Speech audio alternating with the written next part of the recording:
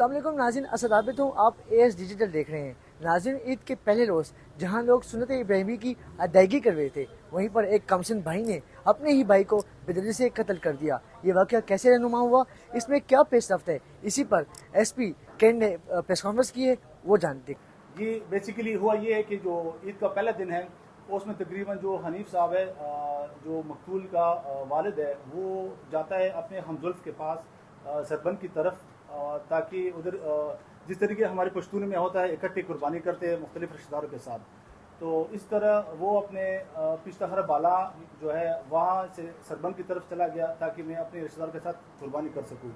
इसी दौरान उसका एक बेटा है जिसका नाम वकास है, और दूसरा उसका जो खालाजाद भाई है उसका नाम है मोहम्मद।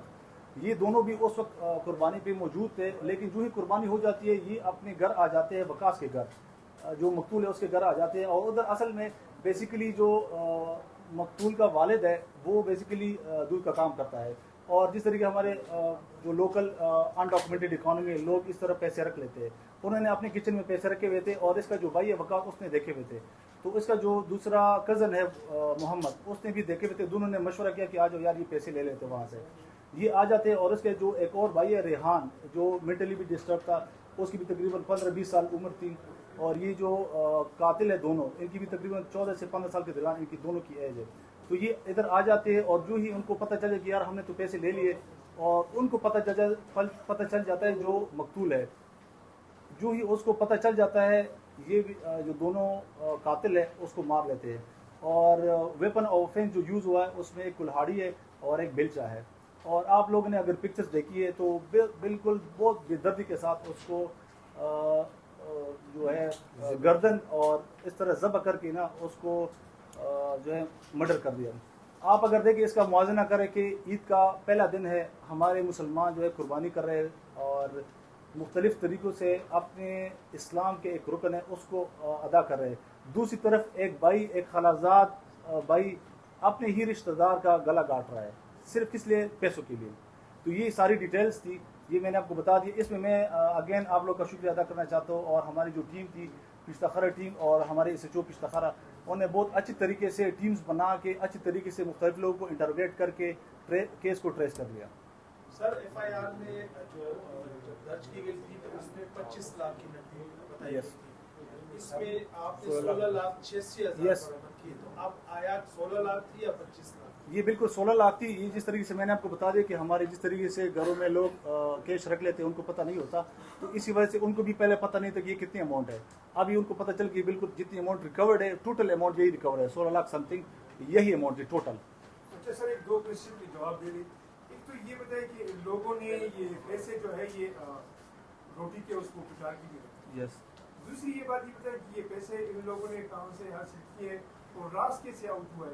ये बिल्कुल जिस तरीके से मैंने आपको बताया कि कातिल जो है एक इसका भाई है और दूसरे इसका खलाजाद भाई है, तो उस वजह से उनको पता चल जाता है कि हमारे घर में पैसे कहाँ रखे होते हैं, इसी वजह से उनको पता था। और ये बेसिकली जो काम करते हैं ये दूध का काम करते हैं, और मैंने आपको पहले बताया कि हमारे इलाकों में इस तरह अनडॉक्यूमेंटेड इकोनॉमी से लोग कैश घरों में रख लेते हैं।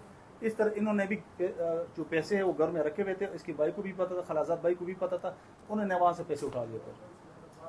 दूसरा सर ये बताइए कि केस तक जो आप लोगों को रसाई हुई, पहले दिन आप लोगों को कामयाबी मिली, कहाँ से पहले वो क्लू मिला आपको? ये जिस तरीके से बहुत सारे डिपार्टमेंट्स की ईद होती है, लेकिन पुलिस की जनरली ईद नहीं होती है। हम उस दिन भी हमारे SDPO साहब और SHO साहब भी ऑन ग्राउंड थे और नमाज पढ़ के मुख्तलिफ जगहों पे विजिट कर रहे थे।